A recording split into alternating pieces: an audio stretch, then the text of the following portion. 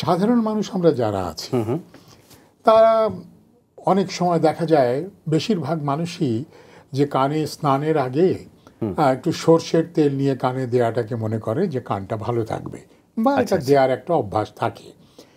তো এই যে তেলটা ব্যবহার করছি বা কান চুলকালে এই যে আমরা কটন বাড ইউজ করি কানটা চুলকানো থেকে রিলিফ পাওয়ার জন্যে, বা এই সমস্ত জিনিস যে আমরা কানের মধ্যে ব্যবহার করি, কিন্তু এগুলো আমরা না জেনেই করি সাধারণ মানুষরা।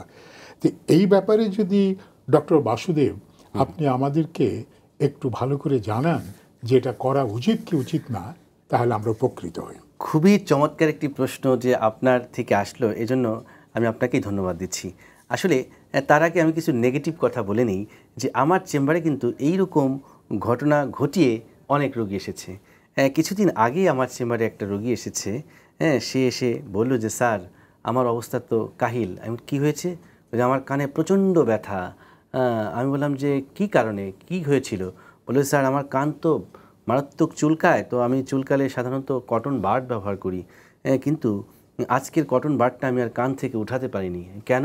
বলে যে আমি আসলে চুলকাচ্ছিলাম হঠাৎ করে আলটিমেটলি আমি যখন দেখলাম যে টাস করে আমার মাথায় একটু ব্যথা হলো, তারপর আমি যখন কটন বাডটা বের করতে যাচ্ছি স্টিকটা বের হয়েছে কিন্তু তুলাটা আটকে গেছে, এবং তুলাটা আমি কোনোভাবে আর বের করতে পারছি না। এখন তো আমার কান আটকে গেছে, কানের মধ্যে একটা শোষ আওয়াজ হচ্ছে এবং কানে আমি ঠিক মতন শুনতে পারছি না। আমার তো ভীষণ খারাপ লাগছে। তো তখন আমি বললাম এবং তাকে দেখে বুঝলাম যে আলটিমেটলি সে কটন বাড দিয়ে চুলকাতে স্টিকটা থেকে কটনটা লুজ হয়ে কটনটা ভেতরে আটকে যায়, স্টিকটা বের হয়ে গিয়েছে, অর্থাৎ সেটা সে আর বের করতে পারেনি বলে আমার কাছে এসেছে।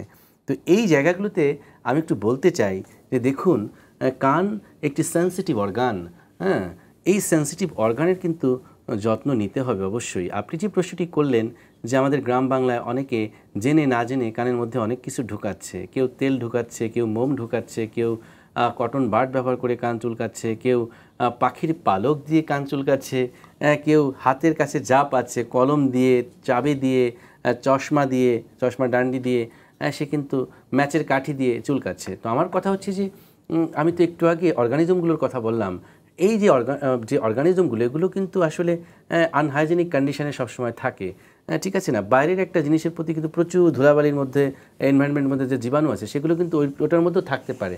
তো আমি যখন কানের ভেতরে এই ফরেন বডি ঢুকাচ্ছি এবং চুলকাচ্ছি, তো কানের মধ্যে সূক্ষ্ম সূক্ষ্ম রক্তনালী আছে, কানের ওয়ালে আছে, পর্দার ওয়ালে আছে, তো সেটা যে কোনো কারণে যদি একটু ল্যাসারেটেড হয়ে যায় বা একটু থেতলে যায়, তখন কিন্তু একটা র সারফেস তৈরি হলো, এবং সেই র সারফেসের মধ্যে যদি অর্গানিজম কন্টামিনেশনে চলে আসে, তখন কিন্তু তার একটি সেকেন্ডারি ইনফেকশন হয়ে যাবে, এবং ইনফেকশন পরবর্তী তার কানের মধ্যকণে প্রদাহ হবে এবং তারপরে জটিলতাগুলো তৈরি হবে।